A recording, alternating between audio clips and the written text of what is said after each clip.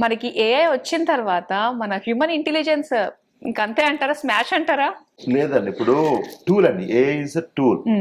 ఎంత గొప్ప టూల్ వచ్చినా సరే హ్యూమన్ ఇంటెలిజెన్స్ లేకుండా ఏం పని చేస్తుంది? పని చేయలేదు. హ్యూమన్ ఇంటెలిజెన్స్ కి ఆర్టిఫిషియల్ ఇంటెలిజెన్స్ హెల్ప్ అవుతుంది తప్ప కేవలం ఆర్టిఫిషియల్ ఇంటెలిజెన్స్ తో మనం ఏమి చేయలేం. ఎలాంటి ప్రాంప్ట్ ఇస్తున్నాం, దానికి ఎలా కావాలి అనే ఇమాజినేషన్ ఎక్కడి నుంచి వచ్చింది? మనిషి నుంచే వచ్చింది, మనిషి నుంచే రాబోతుంది కూడా ఫ్యూచర్ లో కూడా. ఫర్ ఎగ్జాంపుల్, చాలా సార్లు మనకి ఇమాజినేషన్ చాలా బాగా వస్తుంది. క్రియేటివ్ ఫీల్డ్ అంటేనే ఇమాజినేషన్. ఆల్వేస్ వీ డ్రీమ్, కళ్ళగంటా ఉంటాం. అరే ఇది ఎట్లా ఉంటే బాగుంటుంది కదా, అలా ఉంటే బాగుంటుంది కదా, కళ్ళగంటాం. ఆ కళని నిజం చేసుకోవాలంటే చాలా లిమిటేషన్స్ ఉంటాయి. 3D లో చాలా కష్టం, అది బ్యాక్ స్టెప్. ఇది యానిమేషన్ చాలా కష్టం, బ్యాక్ స్టెప్ అలా వేయాల్సి వచ్చేది.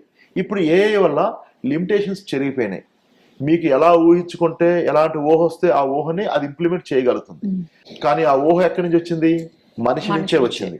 కాబట్టి ఆ మనిషికి తన థాట్ ప్రాసెస్ బాగా ఉన్నంత కాలం, తనకు ఐడియాలజీ బాగున్నంత కాలం, తన క్రియేటివిటీ అద్భుతంగా ఉన్నంత కాలం ఏఐ కాదు కదా ఏది కూడా డామినేట్ చేయలేదు.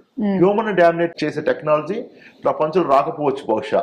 ఈ మాట వింటుంటే బాగుందండి. ఒక రకంగా భయం వేస్తూ వచ్చేది, ఏ వస్తే చాలా ఇబ్బంది పడాల్సి వస్తుంది అని చెప్పేసి కొంచెం మాకు ఒక ధైర్యాన్ని తీసుకొచ్చింది మీ మాటలనే చెప్పాలి.